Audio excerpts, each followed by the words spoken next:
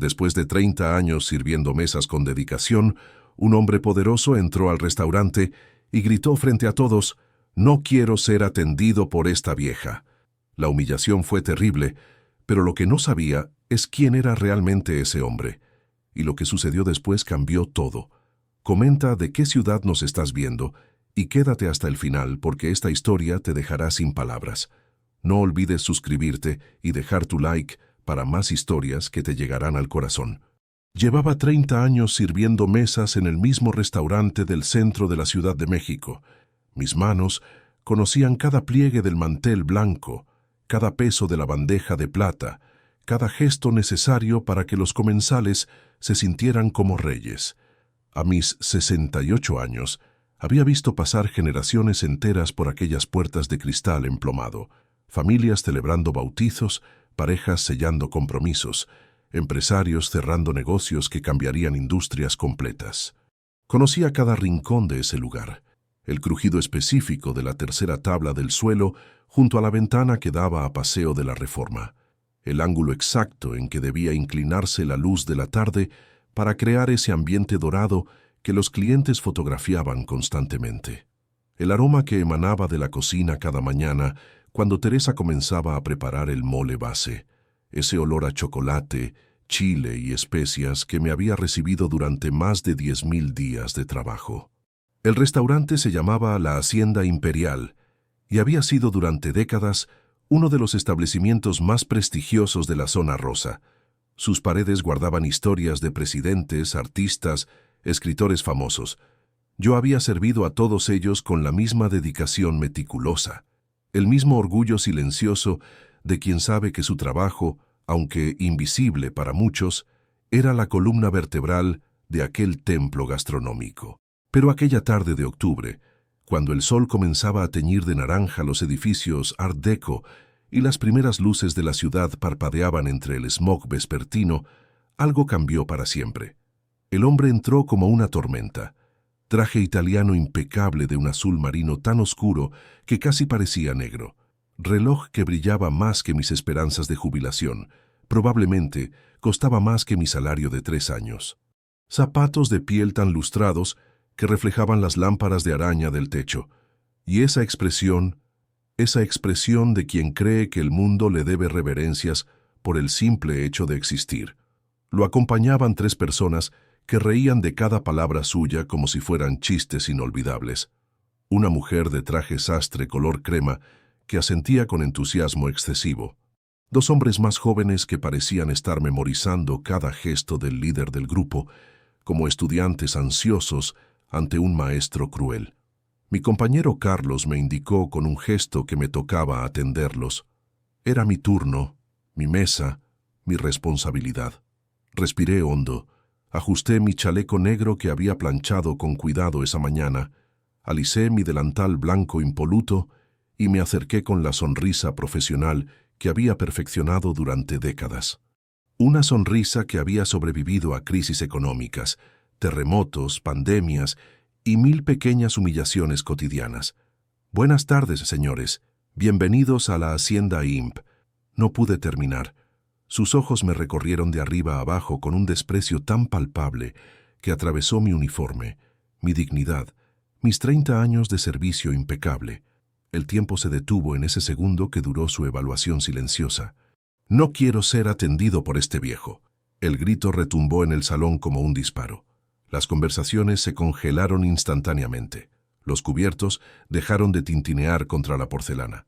El murmullo constante del restaurante se evaporó en un silencio tan denso que podía sentirse en la piel. Sentí como el calor subía por mi cuello, cómo mi rostro se encendía con esa vergüenza ancestral que viene de ser expuesto públicamente. Todos los ojos se clavaban en nosotros. 50 personas, quizás 60, todas mirando. Sus acompañantes rieron nerviosamente, esa risa incómoda de quien presencia algo inapropiado, pero no se atreve a objetar. «Que venga alguien más joven, más presentable», continuó con una voz llena de desdén. «No pago estos precios para que me atienda alguien que parece sacado de un museo de la Revolución». El aire se volvió denso, irrespirable. Mis dedos temblaban sosteniendo la libreta de pedidos, donde había anotado miles de órdenes durante años. 30 años de profesionalismo luchaban contra 30 segundos de humillación absoluta. En mi visión periférica vi a otros meseros mirando hacia otro lado, avergonzados por mí, quizás aliviados de que no les hubiera tocado a ellos. Vi a una pareja joven en la mesa del rincón susurrando entre ellos, la mujer tapándose la boca con horror. Vi a un hombre de negocios que había atendido cientos de veces, bajando la mirada hacia su plato. Vi a Carlos, mi compañero de 20 años, paralizado junto al bar, sin saber si acercarse o mantenerse alejado del desastre. Algo dentro de mí se rompió.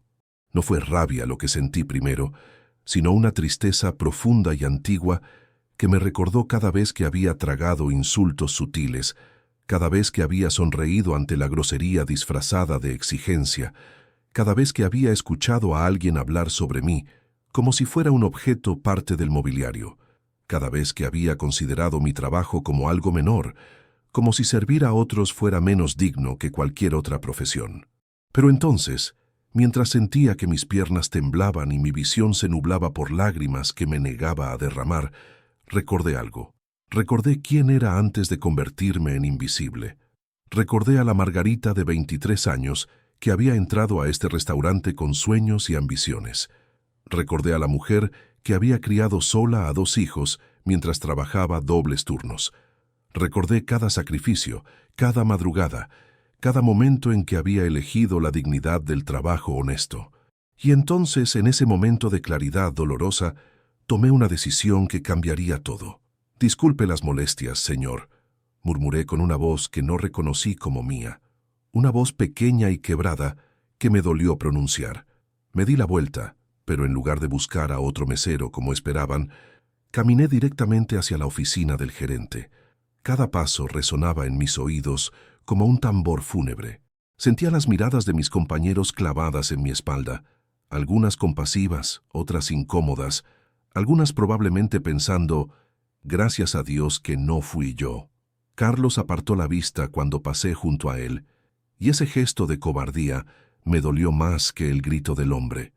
Habíamos trabajado juntos durante 2 décadas, habíamos compartido turnos interminables, nos habíamos cubierto mutuamente en emergencias familiares, habíamos celebrado cumpleaños y llorado pérdidas.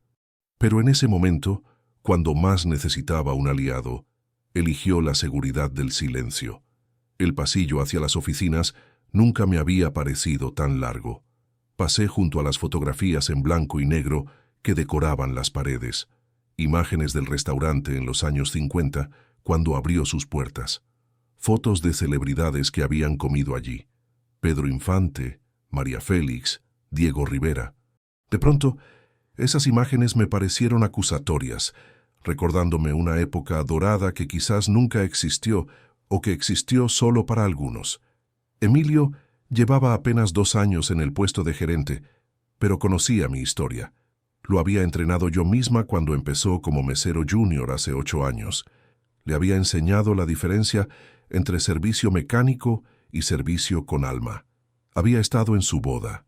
Había conocido a sus hijos. Cuando entré sin llamar a su oficina, debió ver algo terrible en mi rostro, porque inmediatamente dejó el teléfono donde estaba programando los turnos de la próxima semana. «¿Qué pasó, Margarita?» Su voz tenía ese tono de alarma que solo aparece cuando intuyes que algo grave acaba de suceder. Se puso de pie tan rápido que su silla rodó hacia atrás y golpeó contra el archivador metálico. Le conté. Cada palabra, cada humillación. Mientras hablaba, sentí cómo mi voz se quebraba, cómo 30 años de tragarse insultos pequeños y grandes finalmente encontraban una salida. Le conté sobre las miradas de desprecio, sobre la risa de los acompañantes, sobre el silencio sepulcral del restaurante. Le conté sobre cómo me sentí como un espectáculo grotesco para el entretenimiento de todos. Emilio me escuchaba con una expresión que pasaba del shock a la indignación, sus manos apretándose en puños sobre el escritorio. Pero entonces, cuando mencioné la descripción del hombre, algo cambió en su rostro. Palideció de una forma que me asustó. «Espera», dijo interrumpiéndome. «El hombre del traje azul marino, corbata roja con un pequeño diseño dorado, ¿Reloj plateado enorme? Asentí, confundida por la urgencia específica en su tono. ¿Por qué esos detalles importaban? ¡Ay, Dios!, susurró, y había verdadero miedo en esas dos palabras. Se dejó caer en su silla como si las piernas no pudieran sostenerlo más. Con dedos que temblaban visiblemente, abrió rápidamente su computadora. Tecleó algo con una urgencia casi desesperada. Entró a su correo electrónico. Buscó en la carpeta de comunicados corporativos. No, murmuraba mientras buscaba. Finalmente encontró lo que buscaba y giró la pantalla hacia mí con un movimiento brusco. ¿Es él?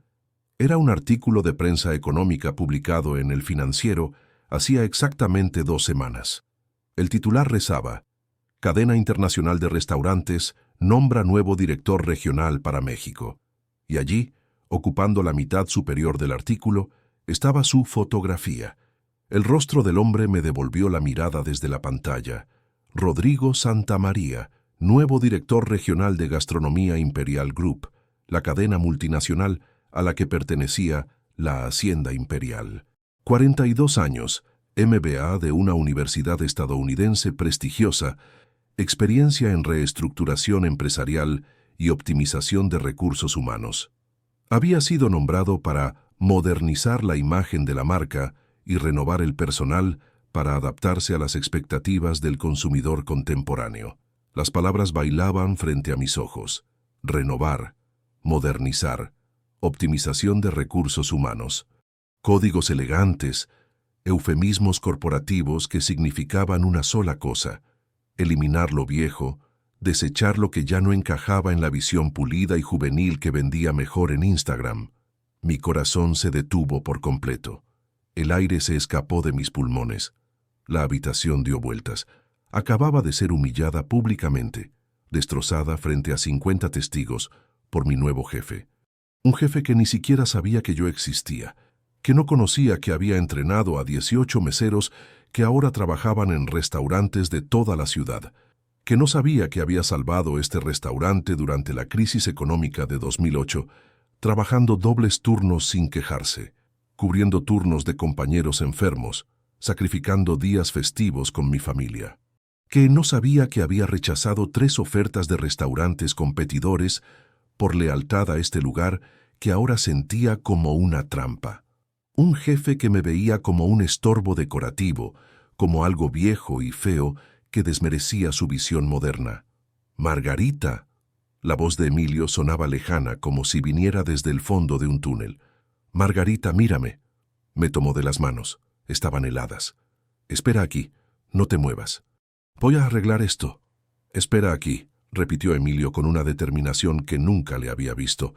Había algo casi feroz en sus ojos, una rabia contenida que transformaba completamente su rostro habitualmente amable. Me apretó las manos una vez más antes de soltarlas. «No vayas a ningún lado, no renuncies, no tomes ninguna decisión. Dame 20 minutos».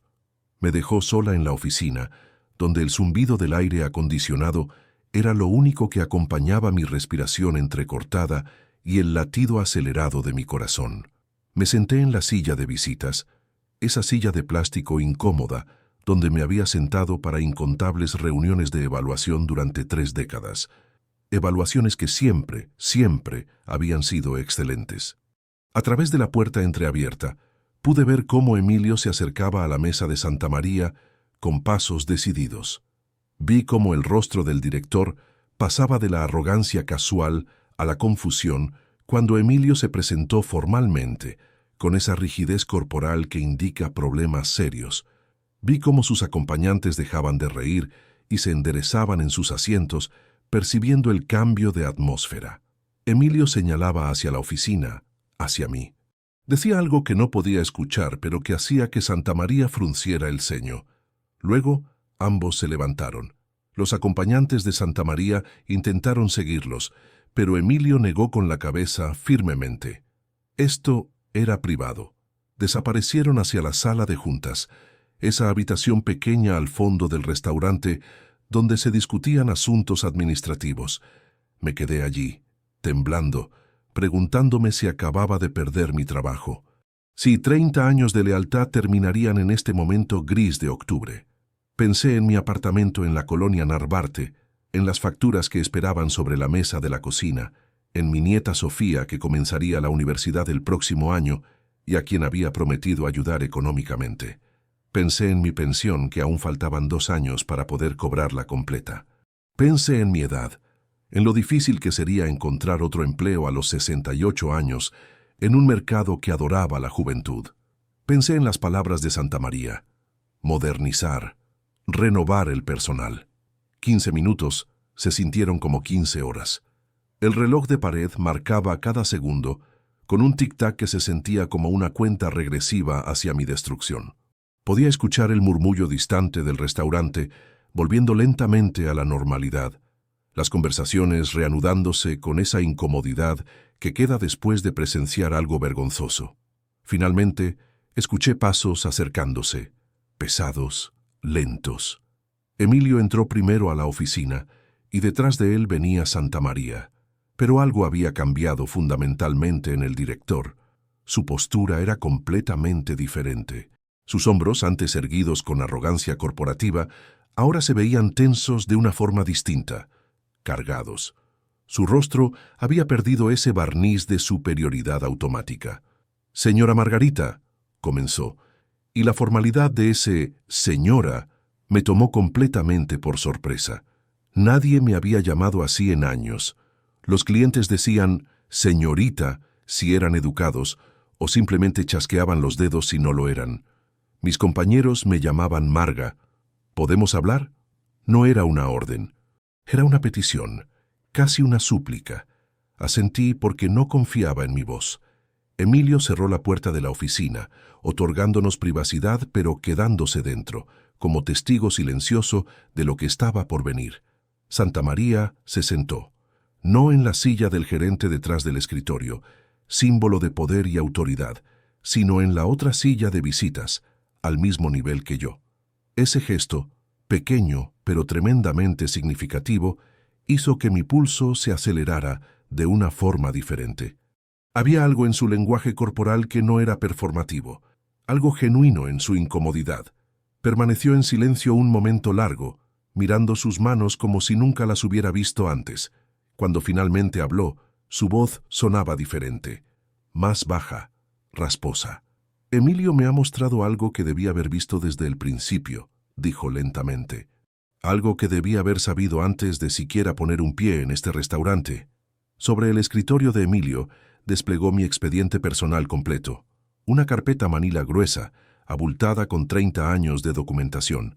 Nunca la había visto antes.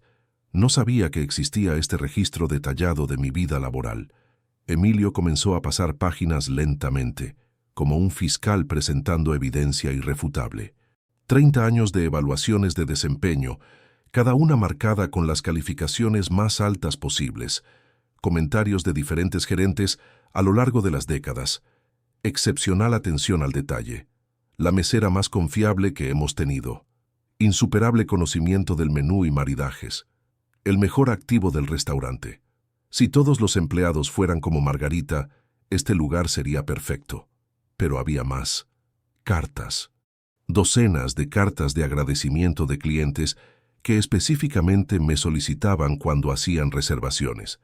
«Por favor, asegúrense de que nos atienda Margarita. Nuestra experiencia no sería la misma sin el servicio de la señora Margarita.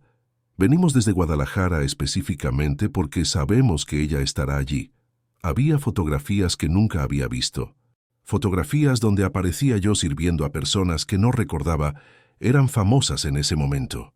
Un actor español que había ganado un Goya, una cantante de ópera italiana que se presentó en el Palacio de Bellas Artes, un escritor colombiano ganador del premio Rómulo Gallegos. Incluso una foto borrosa donde servía vino a un expresidente durante una cena privada que había requerido protocolos de seguridad especiales. «Pero esto», dijo Emilio, y con unos clics mostró algo más en su computadora. «Esto es lo que realmente importa». Giró la pantalla.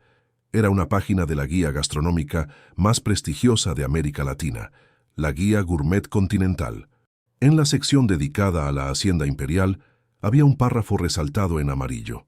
El restaurante La Hacienda Imperial destaca no solo por su cocina, que honra las tradiciones culinarias mexicanas con técnica impecable, sino por el servicio extraordinario de su personal veterano.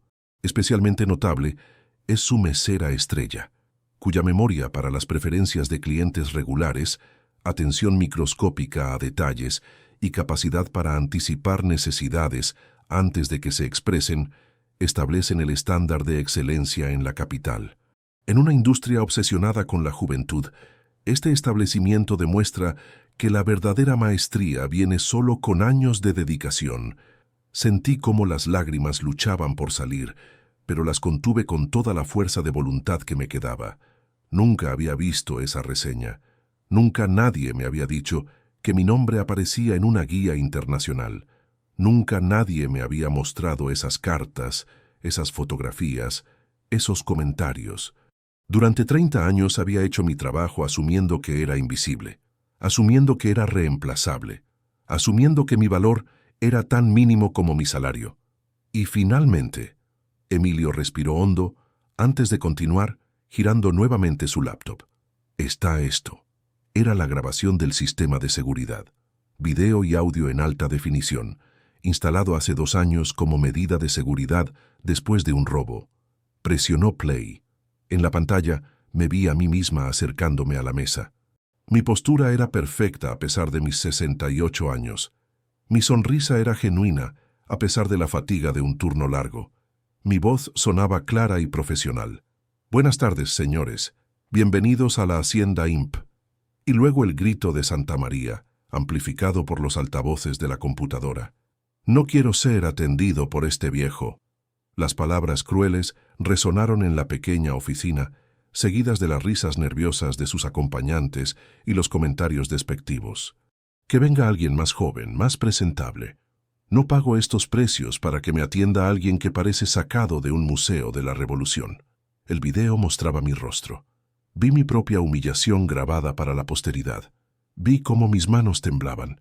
Vi cómo el color subía por mi cuello. Vi el momento exacto en que algo se rompía dentro de mí. Pero también vi algo más. Vi cómo los otros comensales reaccionaban. La pareja joven horrorizadas. El hombre de negocios moviendo la cabeza con desaprobación. Una mujer mayor en la esquina limpiándose lágrimas, quizás viendo su propio futuro reflejado en mi humillación. Miré a Santa María.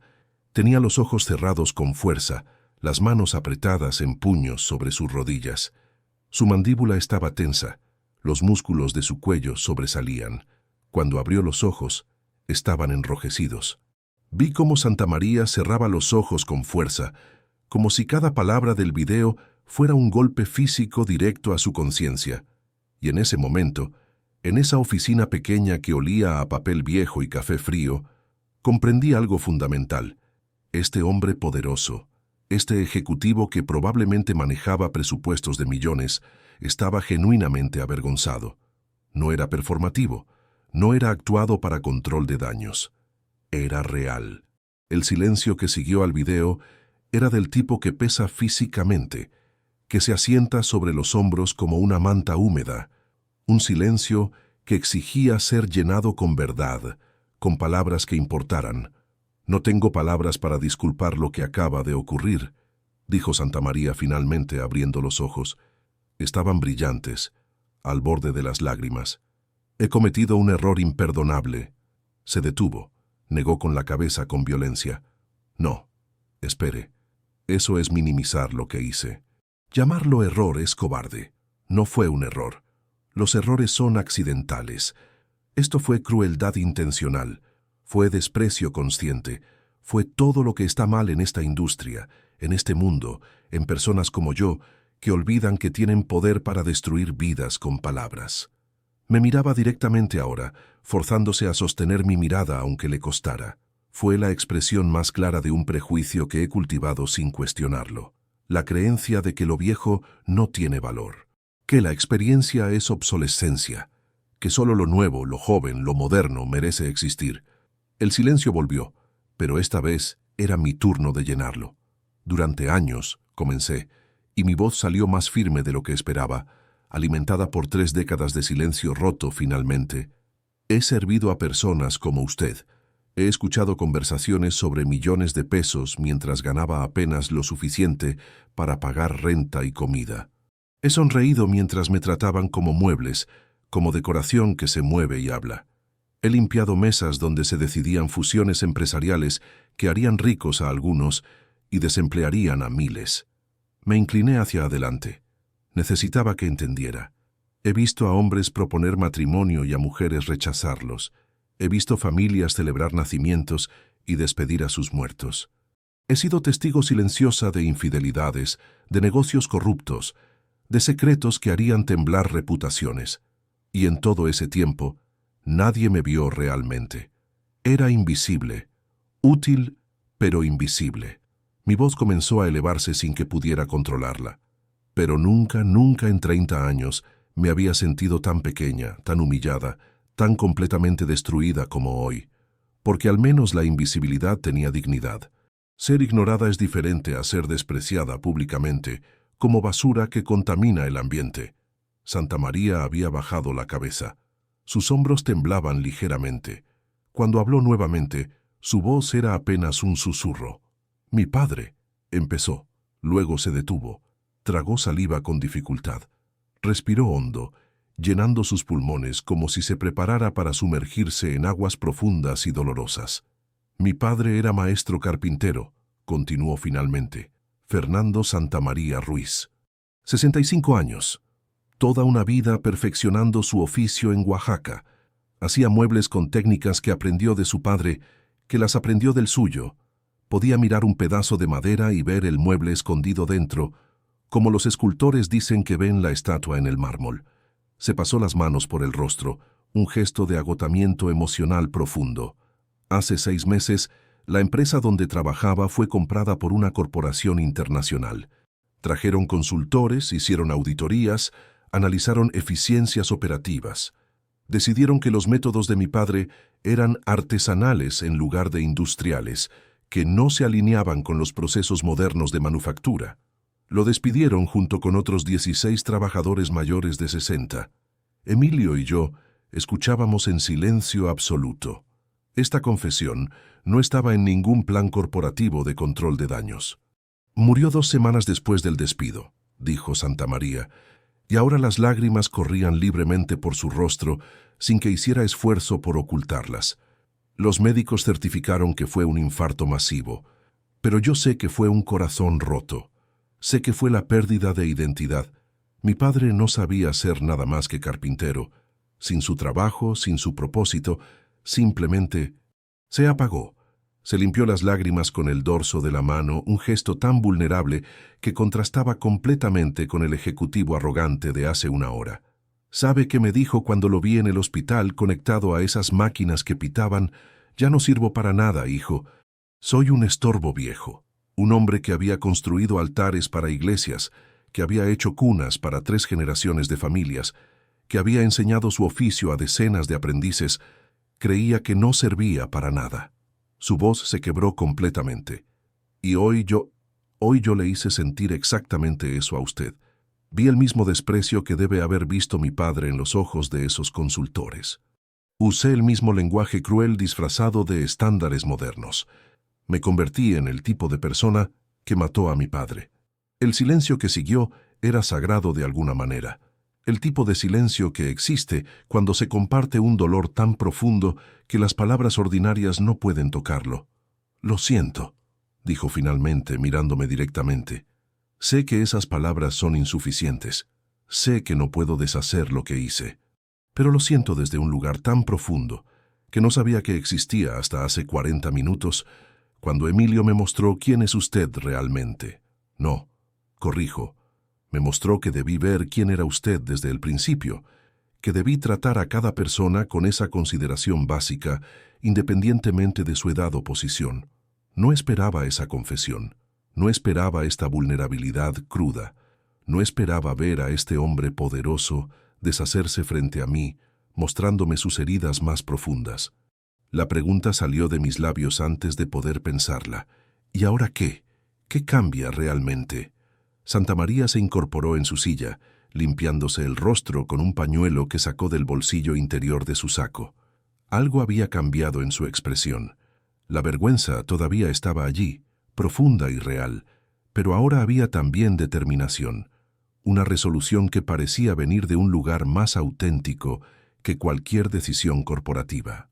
«Quiero que me ayude a cambiar esto», dijo con voz firme a pesar de las lágrimas recientes. «No solo aquí en la Hacienda Imperial, sino en toda la cadena de gastronomía Imperial Group en México y Centroamérica. Son 43 restaurantes en 7 países, miles de empleados, y estoy seguro de que lo que le hice a usted hoy, lo que vi en los ojos de mi padre moribundo, está pasando en cada uno de esos lugares». Emilio me miró, expectante, pero permanecí en silencio, procesando. Mi mente todavía luchaba entre la humillación de hace una hora y esta propuesta que sonaba demasiado grande, demasiado ambiciosa. «Quiero crear un programa de mentoría», continuó Santamaría, inclinándose hacia adelante con una intensidad casi febril. «Pero no uno de esos programas superficiales donde ponemos a los empleados veteranos a dar pláticas que nadie escucha. Quiero algo real, con peso, con poder. Quiero que usted, y otros como usted, formen parte del equipo que diseñe nuestras políticas de contratación, nuestros programas de capacitación, nuestra cultura laboral completa». Sacó su teléfono y comenzó a hacer anotaciones en la aplicación de notas mientras hablaba, como si temiera olvidar algo crucial. «Quiero que su conocimiento, su manera de entender el servicio, se convierta en nuestro estándar de oro. Quiero que cuando capacitemos a nuevos meseros, aprendan de usted. Quiero que cuando evaluemos desempeño, usemos los criterios que usted considere importantes. Quiero que la experiencia deje de ser vista como un pasivo y sea reconocida como el activo más valioso que tenemos». Sonaba demasiado perfecto, demasiado conveniente, demasiado calculado. La pregunta salió de mí con una dureza que me sorprendió a mí misma. «¿Esto es control de daños? ¿Tiene miedo de que demande? ¿De que la historia de hoy salga en los periódicos o en redes sociales? ¿De que alguien haya grabado el incidente y lo suba a Internet?» «Merezco esa pregunta», respondió sin vacilar, sin ponerse defensivo. «Y seré completamente honesto con usted, porque creo que se merece nada menos que la verdad absoluta. Sí, parte de mí teme las consecuencias legales. Sí, parte de mí imagina los titulares. Director regional de cadena restaurantera humilla públicamente a empleada de 68 años. Sí, tengo miedo del daño a mi carrera, a la imagen de la empresa, a todo lo que he construido profesionalmente». Hizo una pausa, sosteniéndome la mirada. «Pero principalmente, señora Margarita, principalmente tengo miedo de convertirme en el tipo de ejecutivo que destruye vidas por arrogancia y permanece así durante décadas. Ya lo fui durante 3 horas. Vi quién era en ese video y sentí asco de mí mismo. No quiero ser esa persona durante 3 años, 3 décadas. No quiero que dentro de 20 años alguien diga mi nombre y otro responda: «Ah, sí, el que destruía a la gente mayor». Se reclinó en la silla. «También seré honesto sobre esto. No sé si puedo cambiar completamente. Vengo de una cultura corporativa que valora la eficiencia sobre la humanidad, los números sobre las personas, la imagen sobre la sustancia. He sido entrenado durante 15 años para ver empleados como recursos optimizables. No puedo prometer que esos instintos desaparezcan mágicamente, pero puedo prometer que quiero intentarlo, que quiero que gente como usted me mantenga honesto». Me levanté. Necesitaba moverme, caminar, respirar aire que no estuviera cargado con promesas que sonaban demasiado buenas para ser verdad. Me acerqué a la pequeña ventana de la oficina que daba al callejón trasero del restaurante. Desde allí podía ver los contenedores de basura, las cajas de cartón apiladas, la realidad menos glamorosa del negocio restaurantero. «Necesito tiempo», dije finalmente, sin voltear a mirarlo. «Una semana completa, para pensar, para procesar lo que pasó hoy, para decidir si esto es real o solo palabras bonitas diseñadas para calmar su conciencia y proteger su puesto». «Tome todo el tiempo que necesite», respondió inmediatamente. «Una semana, un mes, lo que requiera. Y señora Margarita, si después de pensarlo decide que no quiere trabajar conmigo, lo entenderé completamente. No la culparé. No habrá repercusiones laborales de ningún tipo. Tiene mi palabra y la documentaré por escrito. Se puso de pie. Pero independientemente de su decisión personal, quiero que sepa que voy a implementar cambios de todas formas. Voy a revisar nuestras políticas de contratación y despido.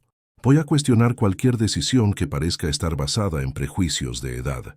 Voy a hacer que lo que le hice a usted hoy sea lo último de su tipo en esta cadena, al menos mientras yo tenga autoridad para impedirlo. Asentí lentamente, todavía sin mirarlo. Escuché sus pasos hacia la puerta, el sonido de la manija girando. «Señora Margarita», dijo desde el umbral. Me volteé. Su rostro mostraba una vulnerabilidad que probablemente pocas personas habían visto. «Gracias por no renunciar en el momento. Gracias por darme la oportunidad de intentar hacer algo bien después de haber hecho algo tan terriblemente mal». Salió, cerrando la puerta suavemente detrás de él. Emilio y yo nos quedamos solos. Me miró con una expresión que mezclaba orgullo, preocupación y algo parecido al asombro.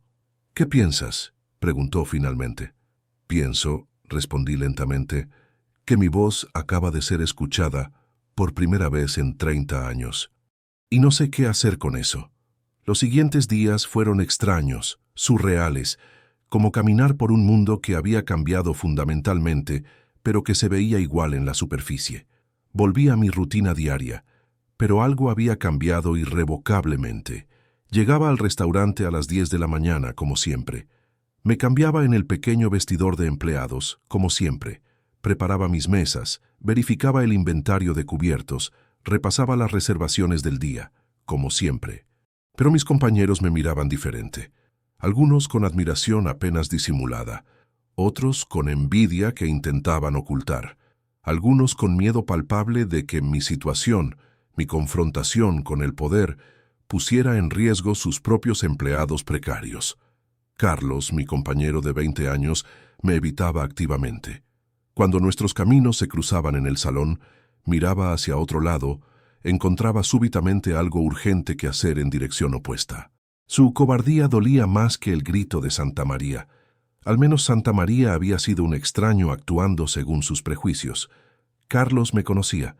Habíamos compartido miles de turnos, y cuando más lo necesité, eligió la seguridad del silencio. Pero comenzó a suceder algo completamente inesperado. El tercer día después del incidente, durante mi descanso de media tarde, estaba sentada en la pequeña sala de empleados tomando café. Teresa, la cocinera de 62 años a quien conocía superficialmente de saludos cordiales, pero sin más profundidad, entró. Sus manos, curtidas por décadas de calor brutal y cuchillos afilados, temblaban mientras sostenía su propia taza de café. Se sentó frente a mí sin pedir permiso, lo cual era inusual. Teresa siempre había sido reservada, casi tímida. «Margarita», susurró, aunque estábamos completamente solas en la habitación, «quiero contarte algo que nunca le he dicho a nadie en este lugar». Me miró con ojos que contenían años de dolor guardado. El chef anterior, el que estuvo aquí antes de que llegara el chef Rodrigo actual, solía burlarse de mis recetas. Las llamaba comida de abuela, pero con desprecio, ¿entiendes? Como si ser de abuela fuera algo vergonzoso. Decía que mi mole era demasiado tradicional para el menú, que mis técnicas eran anticuadas, que necesitábamos innovación molecular, deconstrucción, todas esas palabras elegantes que suenan a ciencia ficción. Su voz se quebraba mientras hablaba. Esas recetas me las enseñó mi madre, que las aprendió de mi abuela, que las aprendió en un pueblo de Puebla donde se hace el mejor mole del mundo. Cada ingrediente tiene una razón, una historia, una técnica perfeccionada durante generaciones. Pero para él no eran más que comida de viejas ignorantes. Las lágrimas comenzaron a correr por sus mejillas. Me contaba las noches que llegaba a mi casa y lloraba en la cocina, sintiendo que todo lo que sabía, todo lo que había aprendido con tanto amor y dedicación, no tenía valor en este mundo moderno, obsesionado con lo nuevo. Sentía que era una fraude, una anciana obsoleta que fingía saber cocinar. Cuando escuché lo que te hizo ese hombre, continuó, limpiándose las lágrimas con el delantal, sentí como si finalmente alguien hubiera puesto en palabras públicas lo que todos sentimos en privado, Ese desprecio que nos hacen sentir solo por tener historia, por tener experiencia, por haber vivido. La abracé. No dije nada porque no había palabras adecuadas. Solo la sostuve mientras lloraba, mientras liberaba años de humillaciones pequeñas y grandes que había guardado en silencio. Al día siguiente fue Miguel, el sommelier de 70 años. Me encontró mientras arreglaba una mesa para una reservación de 4 personas. Simplemente se detuvo a mi lado y dijo: «Tengo historias, Margarita, muchas historias. ¿Puedo compartirlas?». Y las compartió allí mismo, entre el tintineo de copas de cristal y el murmullo distante de comensales. Me contó sobre clientes que se burlaban de su edad, que dudaban de sus recomendaciones porque los gustos modernos son diferentes, que pedían hablar con alguien más actualizado que conozca vinos biodinámicos y naturales. «Llevo 45 años estudiando vinos», dijo con una mezcla de orgullo herido y tristeza. «He visitado viñedos en 5 continentes. Puedo distinguir no solo la región, sino el año y la parcela específica de un vino con solo olerlo. Pero tengo 70 años y arrugas, entonces asumen que soy un dinosaurio que solo conoce Cabernet y Merlot». Me contó de la vez que un cliente joven de tech, probablemente millonario de alguna startup, rechazó su recomendación de un vino español excepcional y pidió algo más cool, más moderno. El vino que eligió el cliente costaba el doble y era objetivamente inferior. Y cuando no le gustó, culpó al vino. Nunca se le ocurrió que el problema era su paladar inexperto, no mi recomendación obsoleta. Carmen, la jefa de limpieza de 65 años, me encontró al final de mi turno cuando estaba contando mi caja. Se quedó de pie en el marco de la puerta, retorciéndose las manos con nerviosismo. «¿Puedo hablar contigo 5 minutos?» La invité a sentarse. «Llevo 40 años limpiando restaurantes», comenzó con voz temblorosa. 40 años siendo invisible, literalmente invisible. La gente camina a través de mí como si fuera un fantasma. Hablan frente a mí de cosas que nunca dirían si recordaran que hay un ser humano con oídos en la habitación. Sus ojos brillaban con lágrimas contenidas con esfuerzo. Hasta que hay una mancha, claro. Entonces todos me ven. Entonces soy súbitamente visible, pero solo como un fracaso, como alguien que no hizo bien su trabajo.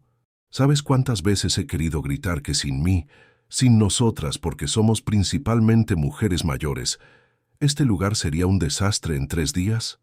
Pero una mujer de mi edad, de mi posición, de mi clase social, se mordió el labio. Nadie escucharía. Nadie nos ve como personas con conocimiento valioso. Somos solo las que limpiamos la suciedad de otros. Me contó que había desarrollado técnicas específicas para limpiar cada tipo de superficie del restaurante sin dañarlas. Que sabía exactamente qué productos usar en el mármol importado del bar versus el granito de las mesas. Que había salvado una escultura carísima de ser arruinada cuando un mesero nuevo intentó limpiarla con químicos incorrectos. Pero nadie documenta ese conocimiento. Cuando me vaya, se irá conmigo. Y probablemente arruinarán algo costoso en el primer mes. Uno tras otro, durante esa semana que Santa María me había dado para pensar, comenzaron a acercarse. Antonio, el sous-chef de 63 años que conocía cada secreto de la cocina tradicional mexicana. Roberto, el recepcionista de 69 años que conocía a cada cliente regular por nombre, que recordaba sus aniversarios, sus preferencias, los nombres de sus hijos. Incluso algunos más jóvenes se acercaron con sus propias historias. Carlos finalmente me buscó, avergonzado. Mi padre fue despedido a los 58, me confesó con voz quebrada. Era ingeniero 30 años en la misma empresa. Lo reemplazaron con 2 recién egresados que ganaban la mitad cada uno. Desde entonces, vivo con terror de que me pase lo mismo cuando llegue a esa edad. Por eso no te defendí ese día, por cobardía, porque tengo miedo todo el tiempo. Al 5.º día, sentada en mi pequeño apartamento en la Narvarte, rodeada de fotografías de mis hijos y nietos, me di cuenta de algo fundamental que cambiaría mi decisión completamente. No estaba sola. Nunca lo había estado.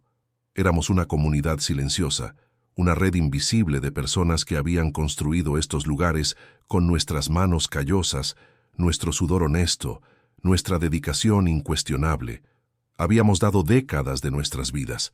Habíamos sacrificado tiempo con familias, salud, juventud, y nos habían hecho sentir que éramos el pasado polvoriento en lugar del fundamento sólido. Y entonces supe exactamente qué hacer. Supe que mi respuesta a Santa María no podía ser solo sobre mí. Tenía que ser sobre todos nosotros. Cuando regresé a la hacienda imperial al 7º día, exactamente como Santa María había solicitado, no fui sola. Llevé conmigo a Teresa, Miguel, Carmen, Antonio y Roberto. 6 personas cuyas edades sumadas superaban los 400 años, cuya experiencia combinada representaba más de 2 siglos de conocimiento acumulado. Le había pedido a Emilio que organizara la reunión en la sala de juntas privada, no en su pequeña oficina. Necesitábamos espacio. Necesitábamos que esto se sintiera oficial, importante, real. Cuando entramos, Santa María ya estaba allí esperando, pero su expresión cuando vio que no venía sola fue memorable. Sorpresa genuina que rápidamente se transformó en comprensión, respeto y algo que parecía esperanza cautelosa. «Señor Santa María», comencé antes de sentarme, necesitando establecer el tono desde el principio, «queremos proponer algo diferente a lo que usted sugirió hace una semana». Me miró con atención absoluta, sin interrumpir. Buenos señales. «No queremos un programa de mentoría donde seamos simplemente consultores decorativos», continué, sintiendo la fuerza de mis compañeros detrás de mí como un viento invisible que empujaba mis palabras hacia adelante con poder. «No queremos ser voces que se escuchan una vez al mes para cumplir una cuota de diversidad generacional que queda bien en reportes corporativos, pero no cambia nada real». Me senté, invitando a los demás a hacer lo mismo. Rodeamos la mesa de juntas, tomando el espacio con intencionalidad. Queremos formar parte real, con poder de voto, de las decisiones sobre contratación, capacitación, promociones, cultura laboral. Queremos garantías escritas, legalmente vinculantes contra discriminación por edad. Queremos que se valore la experiencia no como nostalgia comercializable o folclor decorativo, sino como expertise que previene errores costosos y construye excelencia real. Teresa dio un paso adelante en la conversación, su voz más firme de lo que probablemente había sido en años. «Quiero que mis recetas tradicionales sean valoradas tanto como las innovaciones del chef joven. No son opuestas, son complementarias. El mejor mole del mundo combina técnicas de 500 años con ingredientes contemporáneos de calidad.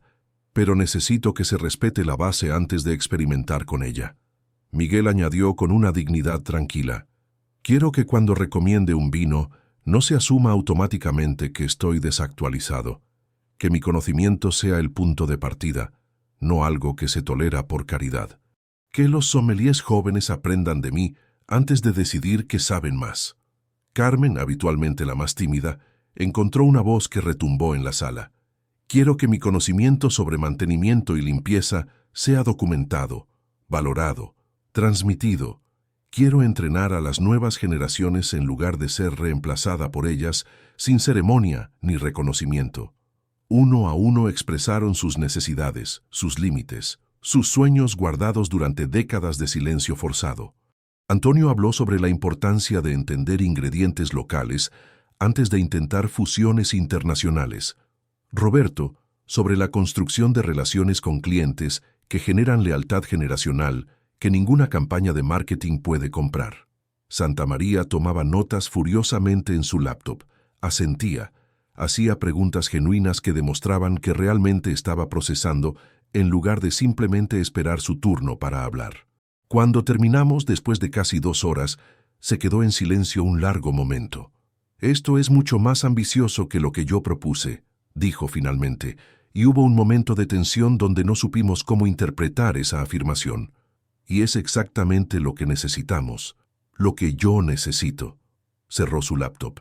«No les voy a mentir, lo que están proponiendo va a encontrar resistencia masiva en la corporación.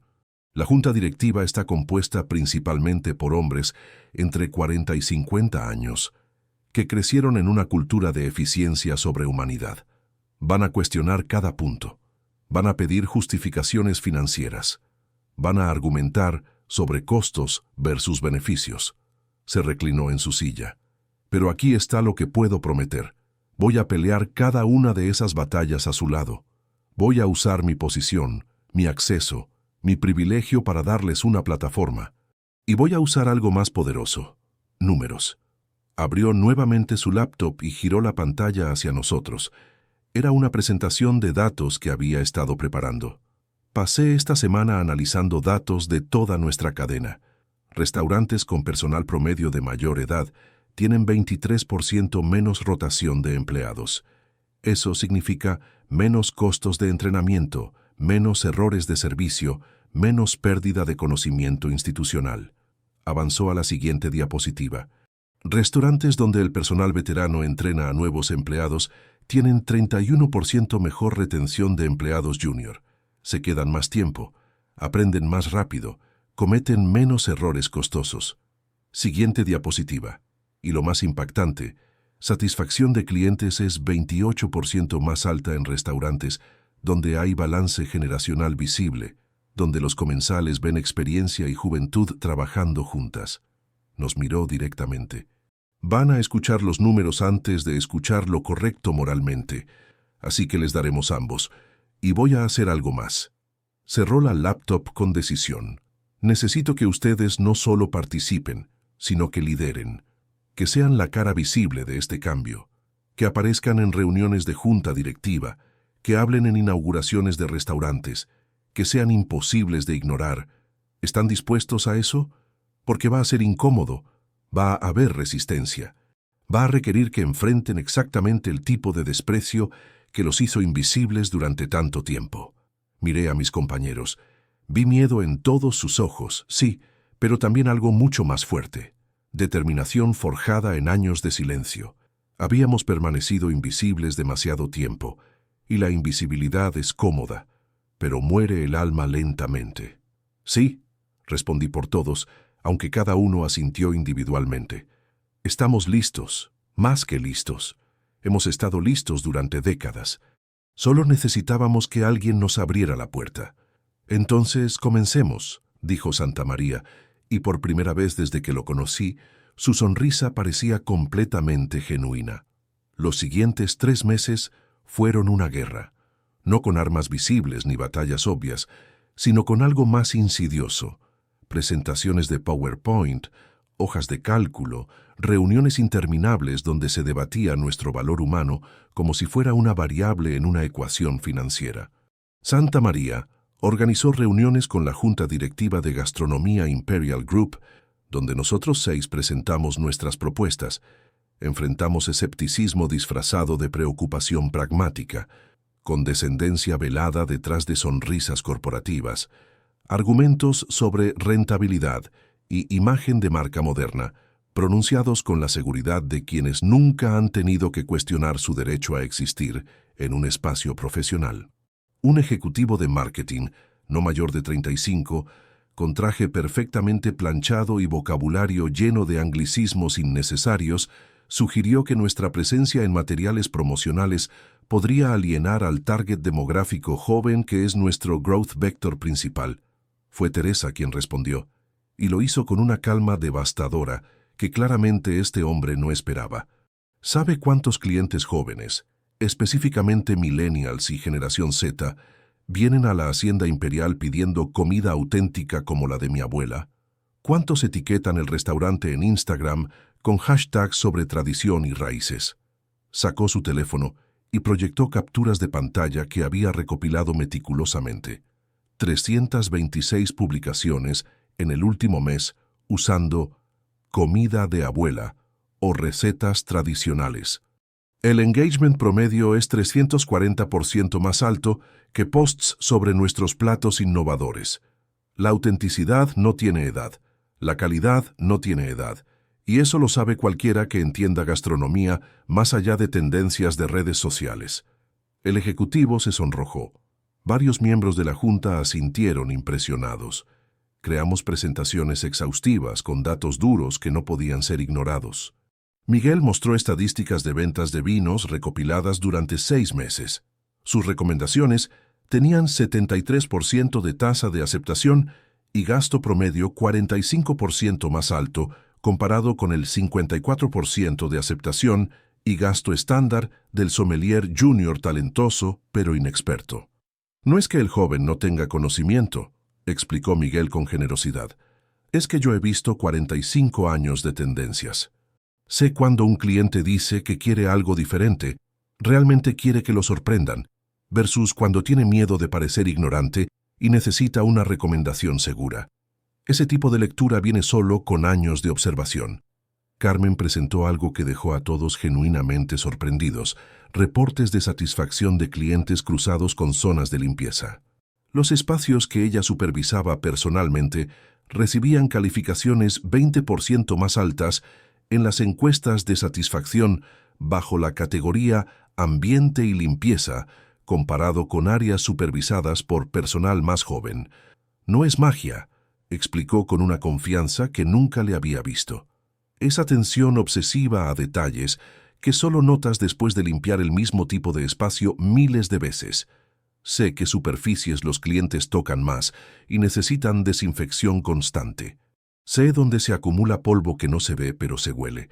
Sé que produce esa sensación subliminal de este lugar está realmente limpio versus este lugar parece limpio. Los números no mentían, y en una corporación donde los números son la única religión verdadera, eso importaba más que cualquier apelación a la moralidad. Pero la resistencia más dura, la más dolorosa, vino de donde menos lo esperábamos: algunos empleados jóvenes. No todos, pero una minoría vocal que temía que valorar la experiencia significara limitar sus oportunidades de crecimiento y promoción. Tuve que reunirme con un grupo de meseros entre 23 y 30 años que habían presentado una queja formal. Estamos preocupados, dijo una joven llamada Andrea, de que este énfasis en la experiencia signifique que nunca podremos avanzar, que siempre estaremos subordinados a los veteranos, independientemente de nuestro talento o esfuerzo. Era una preocupación válida, que merecía una respuesta honesta. No buscamos desplazarlos, expliqué con toda la paciencia que pude reunir. Buscamos crear un sistema donde juventud y experiencia trabajen juntas, donde ambas sean valoradas por sus fortalezas únicas. Ustedes tienen energía, conocimiento de tecnología, comprensión intuitiva de las expectativas de su generación. Nosotros tenemos patrones de reconocimiento construidos durante décadas, estabilidad emocional bajo presión y memoria institucional. Les mostré el programa que estábamos proponiendo: mentoría bidireccional, donde jóvenes enseñaban a veteranos sobre redes sociales, apps, tendencias emergentes, mientras veteranos enseñaban sobre servicio al cliente, manejo de situaciones difíciles, construcción de relaciones a largo plazo. Imaginen, dije, un restaurante donde un mesero de 25 años se asocia con uno de 60. El joven toma la foto perfecta del plato para Instagram. El veterano sabe exactamente cómo presentarlo para maximizar la experiencia sensorial. El joven conoce las preferencias dietéticas de su generación. El veterano sabe cómo adaptar recetas tradicionales sin perder su esencia. Ambos ganan. El cliente gana. Todos ganamos. Lentamente, la mayoría comenzó a entender. No era una competencia de suma cero. Era colaboración sinérgica. Santa María, para mi continua sorpresa, peleó cada batalla a nuestro lado con una determinación casi feroz. Usó su influencia, sus conexiones, su posición de poder de maneras que claramente incomodaban a algunos de sus pares. En una junta particularmente tensa, donde un director financiero argumentaba que la optimización de costos laborales requería flexibilidad para reemplazar personal de alto costo, Santa María respondió con una frialdad que cortó el aire. Si nuestra estrategia de negocios depende de desechar personas como productos vencidos, entonces nuestra estrategia es moralmente cuestionable y, más importante para esta sala, empresarialmente estúpida. Estamos tirando nuestro activo más valioso por prejuicios que los datos contradicen completamente. El silencio que siguió fue absoluto. Finalmente, después de 14 reuniones, incontables revisiones de propuestas, negociaciones sobre lenguaje específico en políticas y más de 100 horas de trabajo colectivo, recibimos la aprobación. El programa Raíces se implementaría en toda la cadena de gastronomía Imperial Group en México, Centroamérica y, eventualmente, Sudamérica. 43 restaurantes en 7 países, políticas escritas y legalmente vinculantes contra discriminación por edad, cuotas de contratación que garantizaban diversidad generacional, talleres obligatorios donde personal veterano y joven compartían conocimientos estructuralmente, evaluaciones de desempeño basadas en métricas reales, no en presunciones sobre capacidades relacionadas con edad. Cuando Emilio nos llamó para darnos la noticia, estábamos los 6 en la Hacienda Imperial terminando un turno. Teresa lloró abiertamente. Miguel abrazó a Antonio con una fuerza que parecía contener décadas de dolor finalmente validado. Carmen me tomó de las manos apretándolas con tal intensidad que casi dolía, y susurró con voz quebrada: «Lo logramos. Realmente lo logramos. Ya no somos invisibles». Roberto, siempre el más reservado, simplemente sonreía con lágrimas corriendo silenciosamente por sus mejillas arrugadas. Pero todos sabíamos que el verdadero desafío apenas comenzaba: hacer que funcionara en la realidad, no solo en papel corporativo. El día del primer taller oficial del programa Raíces, llegué 1 hora antes de lo programado. El salón de conferencias en las oficinas corporativas había sido preparado meticulosamente. 30 sillas dispuestas en semicírculo, no en filas rectas. Una elección deliberada de Santa María. «Queremos conversación, no conferencia», había explicado. Una mesa con café, agua, galletas, una pantalla grande, un pizarrón blanco, y mi estómago hecho un nudo tan apretado que pensé que me desmayaría. 30 meseros jóvenes, seleccionados de 5 restaurantes diferentes de la cadena en Ciudad de México, vendrían a escuchar a una mujer de 68 años hablar sobre servicio. La probabilidad de fracasar espectacularmente me parecía abrumadora. Teresa llegó 15 minutos después, igualmente nerviosa. Luego Miguel, Carmen, Antonio, Roberto. Nos sentamos juntos, tomados de las manos como niños asustados antes de una obra escolar. Comenzaron a llegar los participantes, jóvenes entre 20 y 30 años, algunos mirándome con curiosidad genuina, otros con escepticismo apenas disimulado. Una chica de no más de 23 años, cabello teñido de morado, piercings en la nariz, se sentó en la última fila con los brazos cruzados y una expresión que gritaba: «Esto será una pérdida de tiempo absoluta». Respiré hondo. Había planeado comenzar con una introducción formal, con estadísticas, con el currículum del programa. Pero en el momento decidí algo diferente. Hace 30 años, comencé sin preámbulos. Tuve un cliente que entró furioso al restaurante. Podía ver la rabia en cada línea de su cuerpo. Pidió una mesa en la esquina más alejada, rechazó el menú sin mirarlo, y cuando me acerqué para tomar su orden, noté que sus manos temblaban. Tenía su atención. Incluso la chica de cabello morado había bajado los brazos. Su esposa acababa de decirle que quería el divorcio. Continué. Obviamente yo no sabía eso en ese momento, pero reconocí las señales de su angustia en la forma en que apretaba la servilleta, en cómo evitaba contacto visual, en cómo su mandíbula estaba constantemente tensa. Les conté cómo, en lugar de simplemente tomar su orden mecánicamente, le ofrecí el plato que 30 años de experiencia me habían enseñado que reconfortaba en momentos difíciles, el mole de Teresa con arroz, algo que conectaba con memorias infantiles de seguridad. Cómo le recomendé el vino que Miguel me había enseñado que relajaba sin embriagar. Cómo regresé 3 veces durante su comida, no para ser invasiva, sino para crear momentos breves de conexión humana. Al final, dije, me agradeció. No por la comida, aunque estaba perfecta. Me agradeció por verlo como humano en su peor día. Me escribió una carta 2 semanas después, diciendo que esa comida fue el único momento de paz que tuvo en el mes más difícil de su vida. Hice una pausa. El servicio no es seguir un protocolo, no es memorizar pasos, es leer entre líneas, es intuir necesidades antes de que se expresen, y eso específicamente, solo se aprende con tiempo, con observación constante, con miles de interacciones que te enseñan patrones que ningún manual puede describir. Vi cómo algunos se inclinaban hacia adelante. La chica de la última fila había bajado completamente la guardia, sus ojos brillantes con atención. Continué con más historias, cada una ilustrando una lección específica. El lenguaje corporal que indica si un cliente quiere conversación amistosa o silencio profesional. Cómo manejar quejas legítimas sin ponerse defensivo. El arte de anticipar necesidades sin ser invasivo. La diferencia entre servicio mecánico y servicio con alma. Luego hice algo que no había planeado, que surgió espontáneamente del momento. Ahora, dije, enséñenme ustedes algo.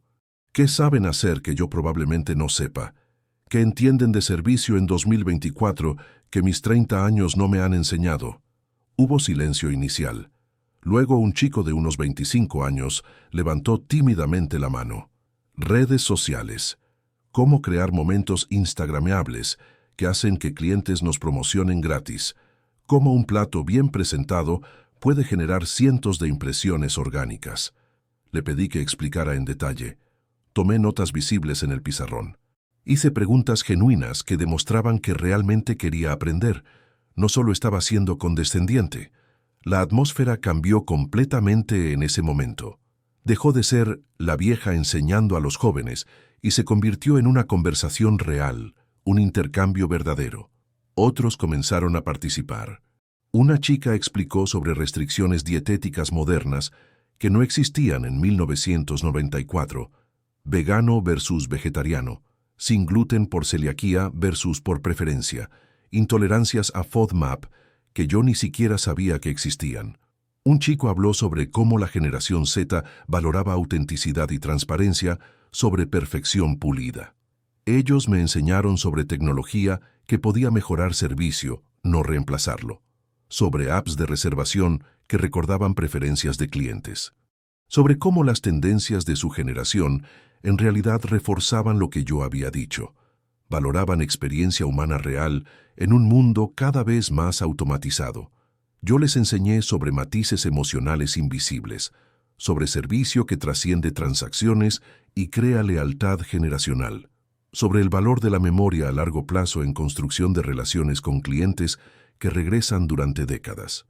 Teresa habló sobre la química real detrás de técnicas culinarias tradicionales, cómo la ciencia moderna validaba lo que las abuelas sabían intuitivamente. Miguel sobre cómo los vinos naturales, modernos, eran en realidad un regreso a técnicas preindustriales. Era puente tras puente entre tradición e innovación. Al final de las 4 horas, habíamos excedido el tiempo programado porque nadie quería irse.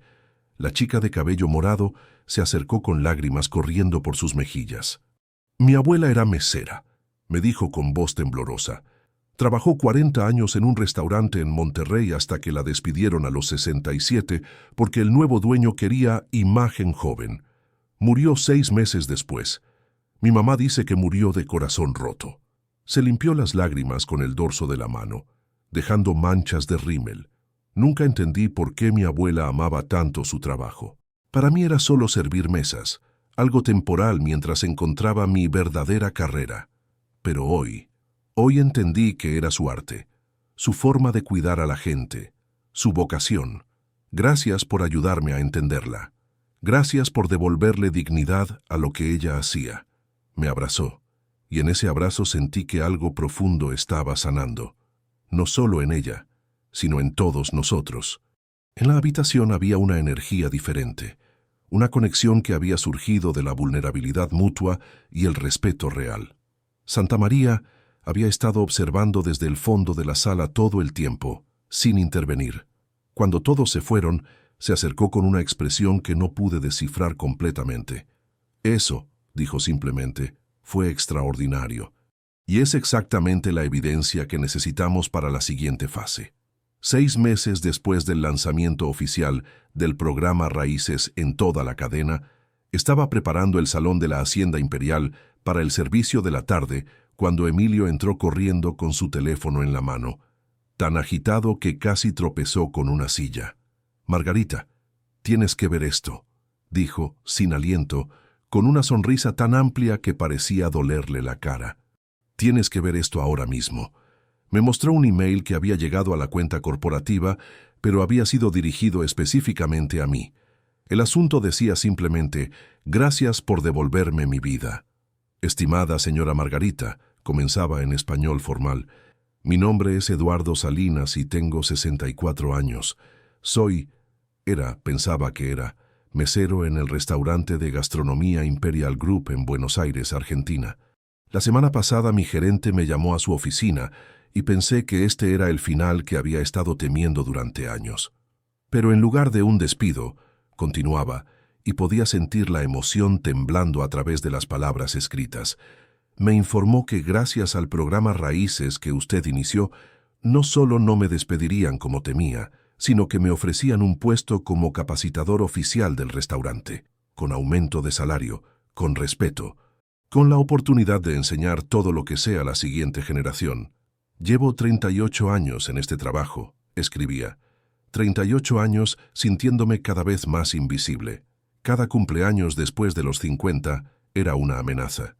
Cada nuevo empleado joven era un recordatorio de mi obsolescencia inminente. Había aceptado que terminaría mis días trabajando, sintiendo que ya no servía para nada. Y ahora, por primera vez en décadas, me siento valorado. Me siento visto. Siento que mi vida tiene propósito nuevamente. Gracias, señora Margarita, por tener el coraje de convertir su dolor en acción que nos salvó a todos. No era el único. En las siguientes semanas, los emails llegaron como un torrente. De México, Colombia, Guatemala, Costa Rica, Panamá. Personas que habían recuperado su dignidad laboral, su sentido de propósito, su voz en espacios donde habían sido silenciados. Una mujer de 70 años en Cartagena escribió: «Pensé que terminaría mis días sintiendo que era un estorbo que solo seguían empleando por lástima. Ahora entreno a nuevos meseros y veo cómo me miran con respeto real, no con descendencia. Mis nietos están orgullosos de mí de nuevo». Un hombre de 65 en San José compartió: «Mi hija dejó de decirme que debería jubilarme y descansar. Ahora viene a mis talleres y me pide consejos para su propio negocio. Recuperé respeto en mi propia familia». Santa María convocó a una reunión especial de toda la junta directiva. La sala estaba llena de ejecutivos en trajes caros, pero también, y esto era nuevo, de personal veterano de diferentes restaurantes de la cadena que habían sido invitados específicamente como participantes iguales, no como observadores silenciosos. «Quiero compartir resultados del primer semestre del programa Raíces», comenzó Santa María, proyectando una presentación cuidadosamente preparada. La primera diapositiva mostraba gráficas ascendentes en verde brillante. Satisfacción de empleados ha aumentado 40% en promedio en restaurantes donde el programa está completamente implementado. Retención de personal mejoró 35%, reduciendo nuestros costos de reclutamiento y entrenamiento en $2.3 millones en 6 meses.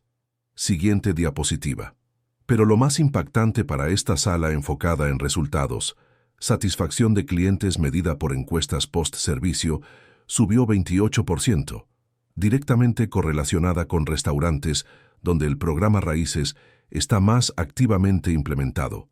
El Net Promoter Score aumentó 15 puntos. Murmullos de aprobación alrededor de la mesa. Los números hablaban el único lenguaje que algunos entendían. Pero más allá de números, continuó, y su voz cambió de tono corporativo a algo más personal, más real. Hemos recuperado algo que habíamos perdido sin siquiera darnos cuenta: nuestra alma como empresa. Nuestra conexión con por qué entramos al negocio de la hospitalidad en primer lugar. Proyectó testimonios de clientes. Uno me hizo llorar allí mismo en la sala de juntas. Mi esposa y yo celebramos nuestro 40 aniversario en la Hacienda Imperial. Nos atendió Margarita, la misma mesera que nos atendió en nuestra primera cita hace 41 años. Recordaba nuestros nombres. Recordaba que yo siempre pido el mismo plato. Eso no se puede entrenar. Eso es dedicación de toda una vida. Luego Santa María me miró directamente, y toda la sala siguió su mirada. Margarita, La junta directiva ha tomado una decisión unánime. Queremos ofrecerte oficialmente el puesto de directora de Experiencia y Cultura Laboral para toda la cadena internacional de gastronomía Imperial Group, con un equipo propio de 5 personas, con presupuesto de 7 cifras y con autoridad real, no nominal, para implementar cambios en políticas laborales en todos nuestros restaurantes. El salón quedó en silencio absoluto. Todos me miraban. Teresa tenía las manos sobre su boca, llorando silenciosamente. Miguel sonreía con un orgullo casi paternal. Carmen me apretaba la mano con tanta fuerza que sus nudillos estaban blancos. Sentí como mi corazón latía tan fuerte que pensé que todos en la sala podían escucharlo. Esto era real. Esto estaba pasando. ¿Y si me niego?, pregunté, necesitando saber que era una elección genuina, no una obligación vestida de oportunidad. ¿Y si decido que prefiero seguir sirviendo mesas, que ese es mi lugar? Santa María sonrió, una sonrisa que finalmente reconocí como completamente genuina, sin capas de performatividad corporativa. Entonces, respetaré absolutamente tu decisión. El puesto existe porque tú lo creaste, pero no tienes obligación de llenarlo. Pero espero, sinceramente espero desde el fondo de mi corazón cambiado, que aceptes. Te necesitamos. Yo te necesito. Miles de empleados que aún no saben que necesitan esta voz, la necesitan. Miré a mis compañeros, esas personas extraordinarias que habían caminado conmigo desde la humillación hasta este momento imposible.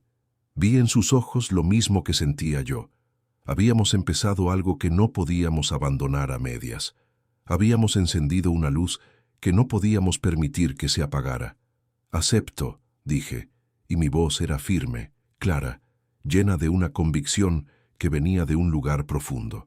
Pero con condiciones. Teresa, Miguel, Carmen, Antonio y Roberto forman parte de mi equipo de liderazgo como directores asociados. Esto nunca fue sobre mí, fue sobre todos nosotros. Si me quieren a mí, nos tienen a todos. El aplauso que siguió hizo temblar las paredes literalmente. Algunos ejecutivos se pusieron de pie. El director financiero, que había sido el más escéptico, fue el primero en estrecharme la mano. «Bienvenida», dijo simplemente. «Hey, perdón por dudar. Hoy, un año completo después de aquel grito que partió mi vida en dos, como un rayo que divide un árbol, me encuentro de nuevo en la Hacienda Imperial. No he abandonado el salón completamente, como algunos sugirieron que debía hacer. 2 veces por semana, tomo turnos regulares sirviendo mesas. Es mi forma de mantenerme conectada con la realidad del trabajo, con las personas a quienes sirvo. Mi salario oficial se multiplicó por 5. Tengo una oficina en el piso ejecutivo con una vista hermosa de Paseo de la Reforma. Viajo mensualmente a diferentes restaurantes de la cadena, diseño programas de capacitación, asesoro contrataciones en 12 países, doy conferencias magistrales en inauguraciones de nuevos restaurantes. Aparezco en podcasts sobre cultura laboral y dignidad profesional. Pero lo más valioso no es el dinero ni el título impresionante en mi tarjeta de presentación. Es la voz. Es saber que cuando hablo me escuchan. Realmente me escuchan. No ese escuchar performativo que hace la gente mientras espera su turno para hablar. Es saber que mi experiencia no es tolerada como un inconveniente necesario, sino buscada activamente como un recurso invaluable. Es poder entrar a cualquier reunión ejecutiva en cualquier país donde operamos y saber que mis palabras tienen el mismo peso que las de cualquier otro director. Esta mañana, un hombre de 72 años llamado Fernando vino a una entrevista de trabajo en la Hacienda Imperial. Vi cómo algunos empleados más jóvenes en recepción lo miraban con esa mezcla de lástima y duda que reconozco inmediatamente. La mirada que dice, ¿por qué alguien de su edad sigue trabajando? Me acerqué personalmente, le estreché la mano con firmeza y lo invité a la sala de entrevistas. Durante la siguiente hora me contó su historia. 50 años de experiencia en hotelería de lujo. Había trabajado en los mejores hoteles de Cancún, Los Cabos, Puerto Vallarta. Conocía a huéspedes famosos por nombre. Había manejado crisis diplomáticas cuando visitaban dignatarios extranjeros. Había entrenado a cientos de empleados en el arte de la hospitalidad genuina. Lo despidieron hace 8 meses porque el nuevo gerente general de 32 años decidió que necesitaban sangre nueva, energía joven, perspectiva moderna, las palabras exactas que había escuchado demasiadas veces. La rabia familiar me quemó el pecho, pero la convertí en determinación enfocada. Fernando, le dije mirándolo directamente a los ojos, bienvenido a la Hacienda Imperial. Aquí su experiencia no es un problema que debemos tolerar. Es precisamente lo que estamos buscando. ¿Cuándo puede empezar? Vi cómo sus ojos se llenaban de lágrimas que luchaba heroicamente por contener. Lo reconocí completamente porque yo había tenido esa misma mirada hace un año, la de alguien que pensó que su vida útil había terminado y descubre que estaba profundamente equivocado. ¿De verdad?, preguntó con voz quebrada. ¿No es demasiado viejo? ¿No soy un riesgo de seguro médico? ¿No voy a afectar la imagen joven del restaurante? Estaba citando todas las excusas que probablemente le habían dicho. No, respondí firmemente. Es exactamente la edad correcta, exactamente la experiencia correcta, exactamente lo que este lugar necesita. Y voy a asegurarme personalmente de que sea tratado con el respeto que merece. Santa María y yo nunca nos hicimos amigos íntimos en el sentido tradicional. No vamos a cenar juntos ni compartimos detalles personales profundos. La relación conserva cierta formalidad profesional, cierta distancia que probablemente siempre existirá dado cómo empezó nuestra historia. Pero hay un respeto mutuo profundo, construido sobre cimientos poco comunes. Humillación transformada en propósito compartido. Él está aprendiendo porque es un proceso continuo, a ver más allá de los números en hojas de balance y reconocer que detrás de cada recurso humano hay una vida completa, una historia, una dignidad que merece protección. Yo aprendí algo igualmente importante, que incluso quienes nos lastiman profundamente pueden cambiar si se les da la oportunidad correcta y la motivación adecuada, que la gente no es estática, que el crecimiento es posible a cualquier edad, en cualquier dirección. Esta tarde, mientras preparaba una mesa junto a una mesera de 25 años llamada Sofía, que tomó mi taller de servicio el mes pasado, me detuvo con una pregunta que claramente había estado considerando durante días. Margarita, comenzó con esa seriedad que solo tienen las preguntas realmente importantes. ¿Cómo lograste no rendirte aquel día? Si alguien me hubiera gritado así públicamente, me hubiera destruido completamente. No sé si habría tenido tu fuerza para convertirlo en algo positivo. Me detuve en medio de doblar una servilleta en la forma de cisne que los clientes adoraban. Pensé cuidadosamente en la respuesta, porque las palabras importan, especialmente para los jóvenes que están formando su comprensión de resiliencia y dignidad. No fue fuerza, le dije finalmente, eligiendo cada palabra con cuidado. Al menos no al principio. Al principio fue solo cansancio. Cansancio profundo de ser invisible. Cansancio de sonreír a través de pequeñas humillaciones. Cansancio de aceptar que mi valor era menos que mi trabajo. Sofía me escuchaba con atención absoluta. A veces, continué, lo más valiente que podemos hacer no es una acción heroica dramática, es simplemente negarnos a desaparecer, negarnos a aceptar que nuestra voz no importa, negarnos a creer las narrativas que otros escriben sobre nuestro valor. Le mostré mis manos, arrugadas y manchadas por 3 décadas de trabajo. Estas manos han servido quizás 500,000 de comidas, han limpiado 1000 mesas, han sostenido bandejas que pesaban más de lo que parecía posible. Y cada vez que alguien asumió que por ser viejas eran incompetentes, probé que estaban equivocados, simplemente haciendo mi trabajo con excelencia. Entonces, dijo Sofía lentamente, ¿la fuerza vino después? ¿Cuando te diste cuenta de que no estabas sola? Exactamente, respondí sonriendo. La fuerza real vino cuando Teresa, Miguel, Carmen y los demás comenzaron a compartir sus historias. Cuando entendí que mi humillación era solo una expresión de un sistema más grande que necesitaba cambiar. Entonces dejó de ser sobre mi ego herido y se convirtió sobre justicia para todos nosotros.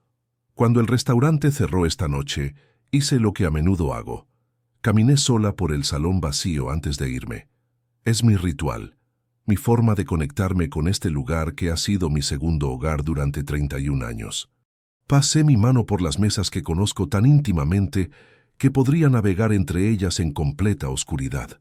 Toqué el vidrio de la ventana que da a Paseo de la Reforma, ahora iluminado con luces nocturnas de la ciudad que nunca duerme. Pensé en Eduardo en Buenos Aires, en Fernando, quien empezará la próxima semana, en aquella mujer de 70 años en Cartagena, en todos los que vinieron antes que yo, cuyas voces nunca fueron escuchadas, en todos los que vendrán después, quienes heredarán un sistema un poco menos cruel gracias a lo que construimos. Me di cuenta de que aquel grito terrible no me destruyó. En cambio, me despertó de un sueño donde había aceptado mi propia invisibilidad como natural e inevitable. Me recordó que tenía voz, que tenía valor, que mi experiencia no era obsolescencia, sino sabiduría ganada con décadas de atención meticulosa, observación constante, dedicación inquebrantable. Me enseñó que a veces las peores heridas pueden convertirse en las semillas de los cambios más profundos, que el dolor tiene propósito cuando lo transformamos en acción, que nuestra vulnerabilidad, cuando la compartimos honestamente, puede ser el puente hacia la solidaridad que cambia sistemas completos. Ahora, cuando alguien joven me llama vieja, y todavía sucede, aunque menos frecuentemente, sonrío con una confianza que viene de un lugar profundo y verdadero, porque soy vieja. Y eso significa que he sobrevivido tormentas que ellos aún no conocen. Significa que tengo cicatrices que se convirtieron en sabiduría.